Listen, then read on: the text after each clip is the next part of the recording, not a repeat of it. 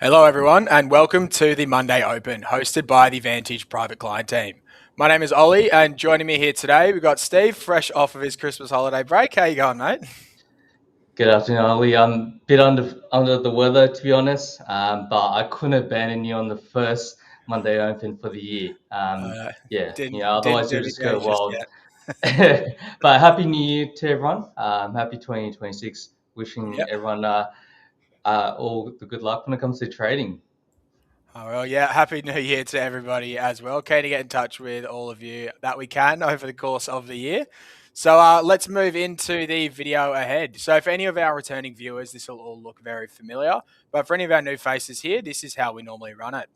So, starting out, we'll take a look at the big events from last trading week, have a look and see how this moved prices. We'll then move into the this week section where we'll put a spotlight on some of the major events for the week coming up, see how this fits in with our key themes from the prior week, and give our take on where we think prices will go.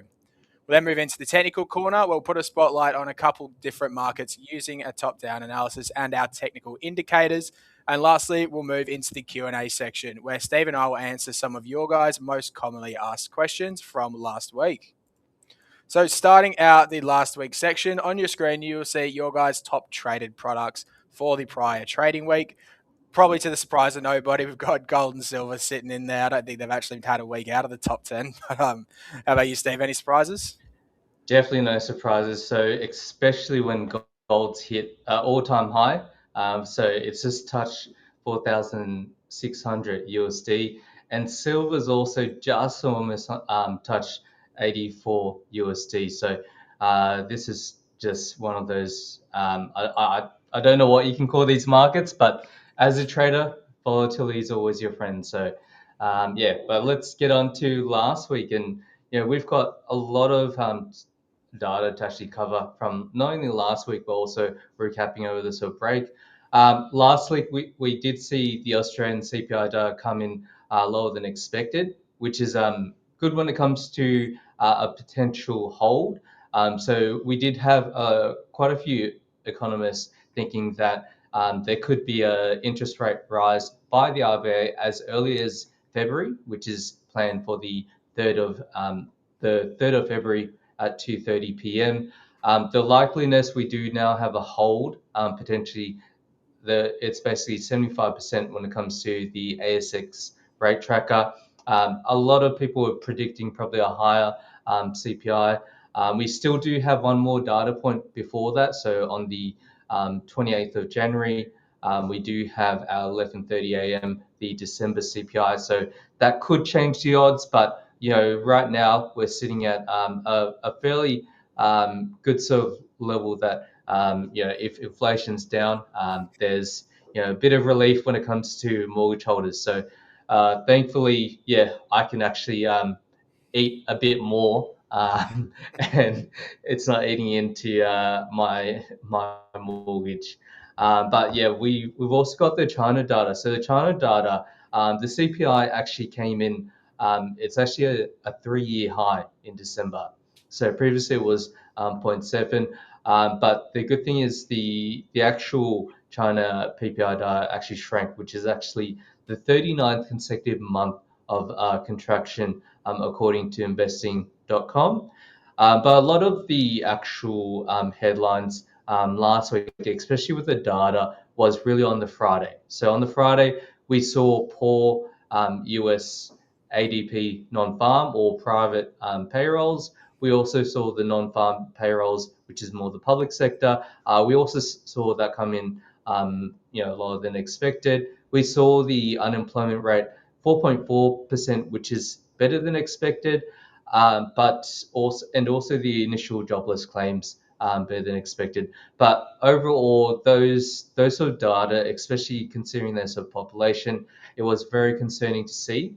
And we saw basically an instant rise, especially in gold and silver. And I think that's really continued over from that sort of Friday over to, and that's why we're seeing these sort of all-time highs. So we're seeing a lot of movement, a lot of potential issues when it comes to the US, when it comes to employment.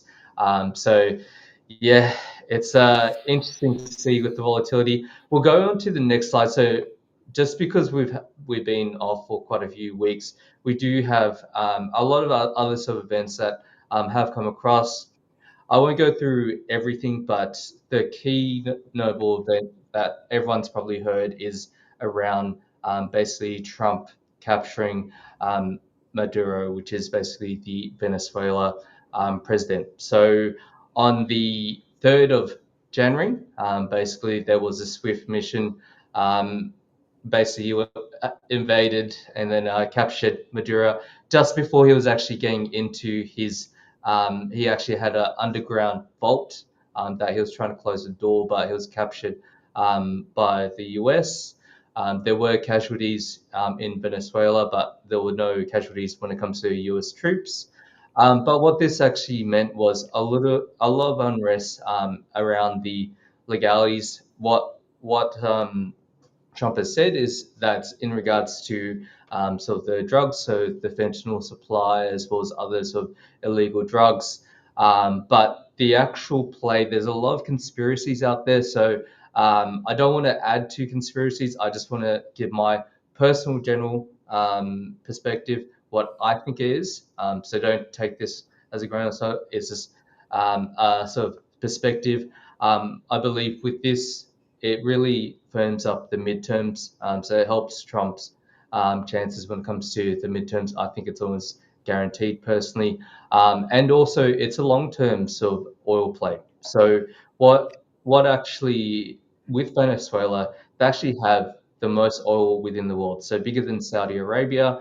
And what we've seen is that the infrastructure of Venezuela, they don't actually have a great infrastructure to develop oil to their sort of capacity compared to Saudi Arabia. So the plan is that Trump will probably go in with the US companies, so the big sort of US companies, in order to build that sort of infrastructure and then eventually get oil, which would make it cheaper for the US consumer, where we've previously said that 70% drive. So obviously that's going to be very important to get those sort of prices down. So that is one opinion. It is a general opinion. That's what I've read, and there's a lot of things online. So don't try not to get sucked up into it or the sort of different sort of conspiracies or headlines.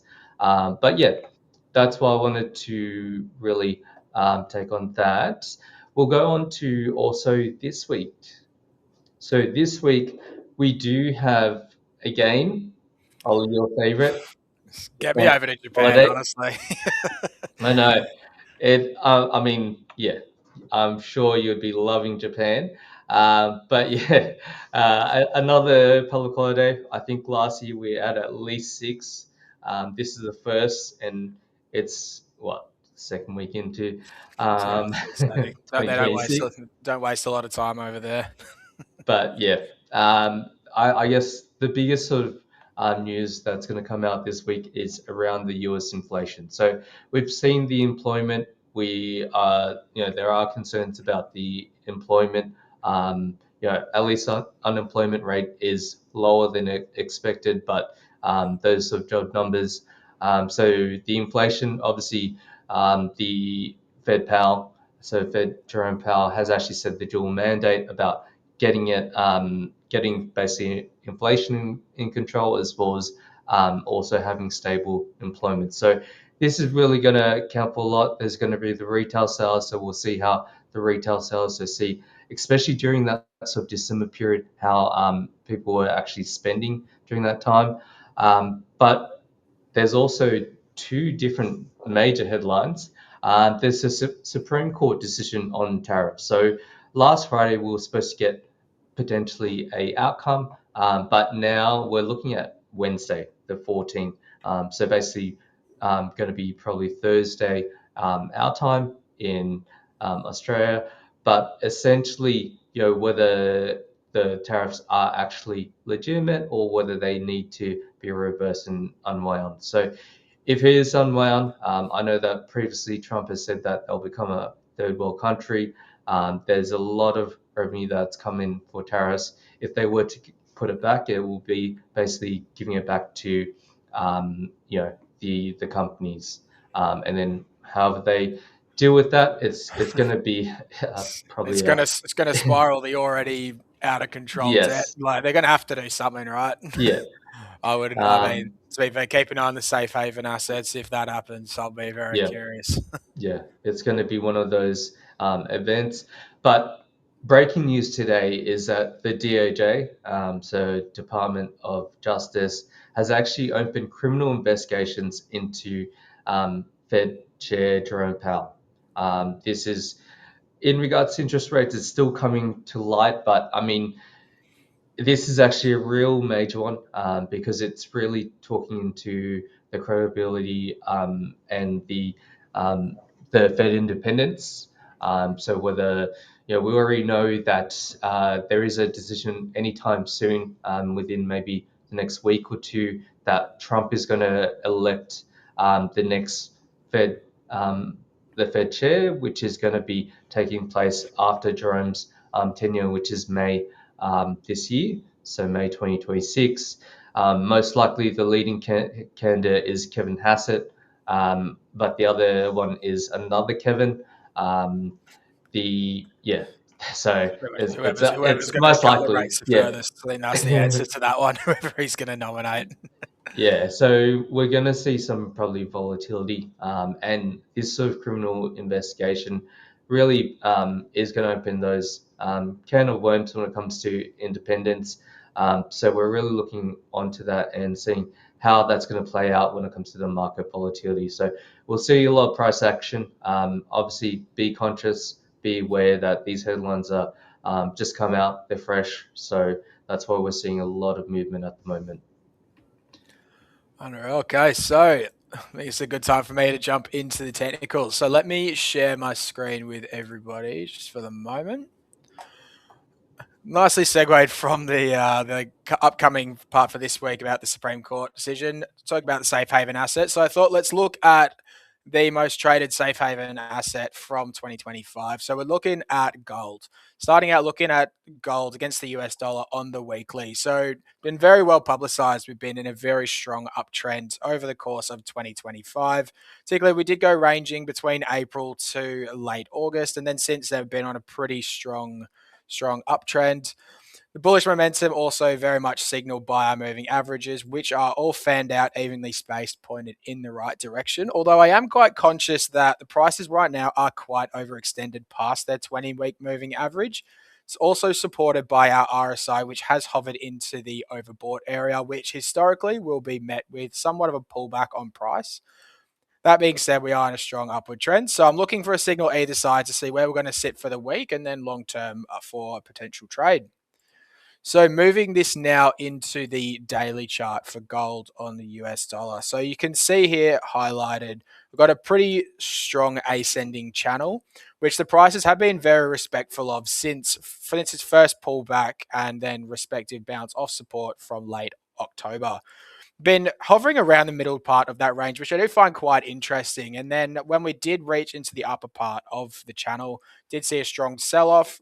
Personally, I do think that was a lot of profit taking ahead of the closure of the US tax year. But for where we're sitting now, I'm seeing on the MACD, we did see a crossover. This was on Thursday last week, which historically will indicate a change of momentum. That being when we had a drop down on the price and a bit of a consolidation here. Once we did see the cross, we have seen a bit of a takeoff to start the week.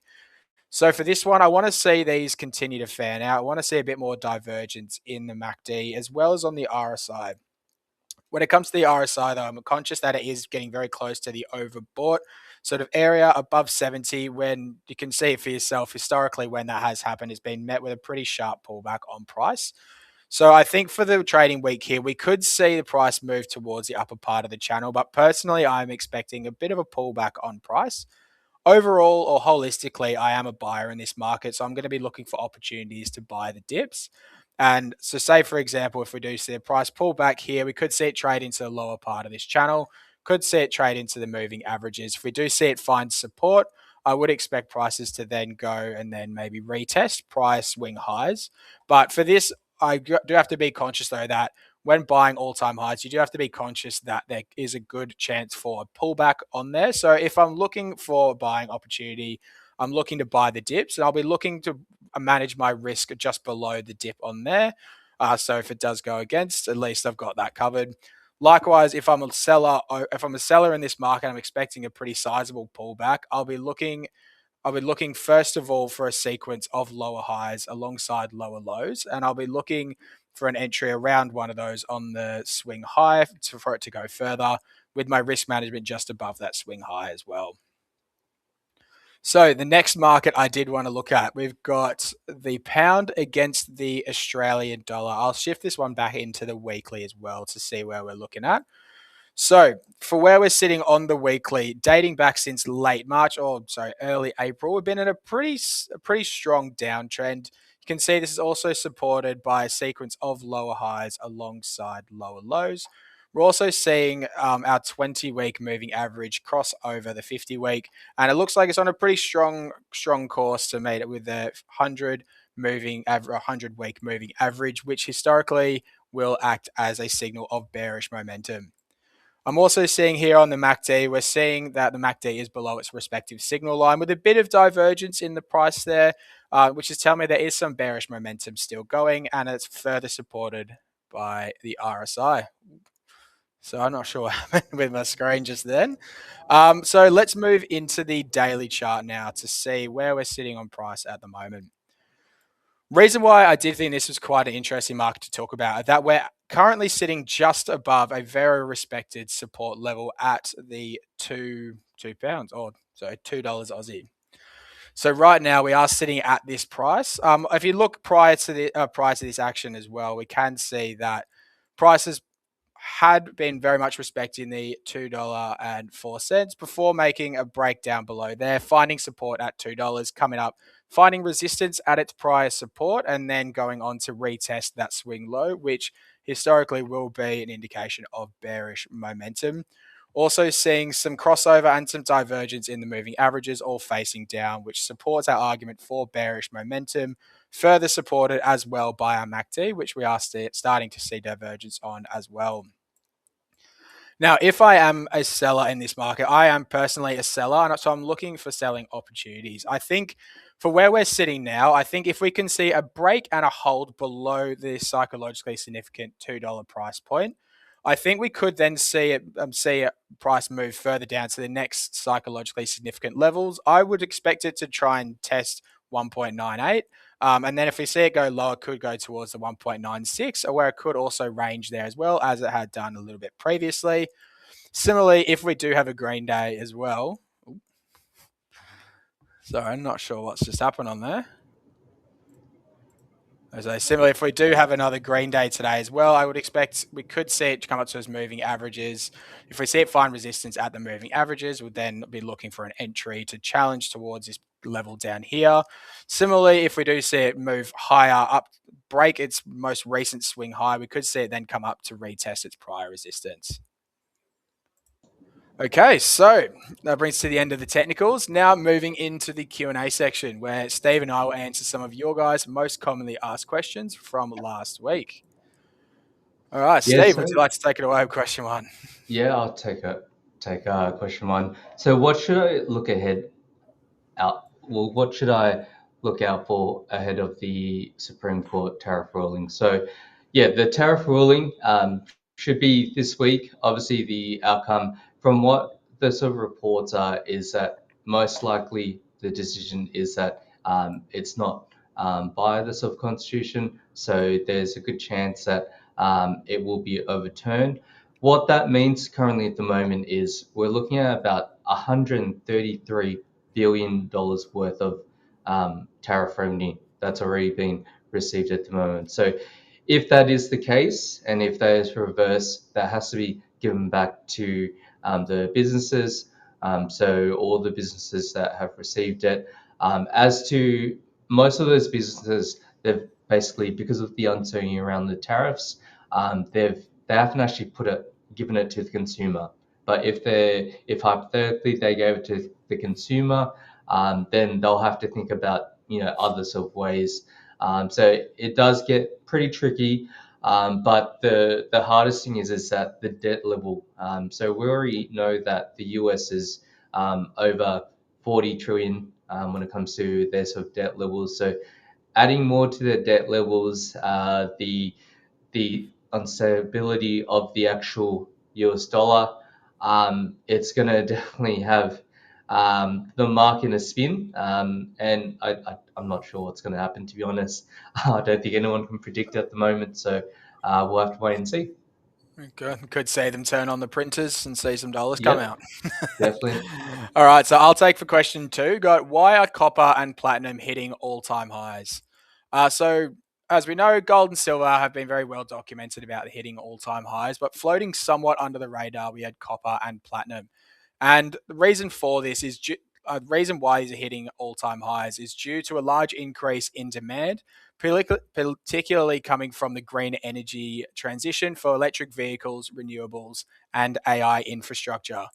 Particularly in the AI space, copper and platinum are needed for wiring in data centers, which has led to sizable gains in prices as the AI boom swept financial markets. More recently, we've also been seeing a somewhat of a supply squeeze as underinvestment in the mines and lower quality overall has led to higher prices on the existing supply. Lastly, as well, which I did find quite interesting, is that investor flows have been coming in very sizably as a result of a wider precious metals rally, particularly in the gold and silver, and has attracted a lot of speculative trading in these markets. Okay, so that brings us to the end of the video today. Recording of this will be uploaded on YouTube once we have concluded. As well, we will be posting a link to this in our VIP chat room as well as on Telegram. For anyone who's looking to get involved in the Monday Open, send us through any questions. Please feel free to reach out to us on the VIP chat room or feel free to reach out to your relationship manager directly. And that's everything from me today. Thank you, everyone, for watching. Happy 2026 to you. And thank you, Steve. We'll see you later. Thank you, Ollie. Enjoy your evening, everyone.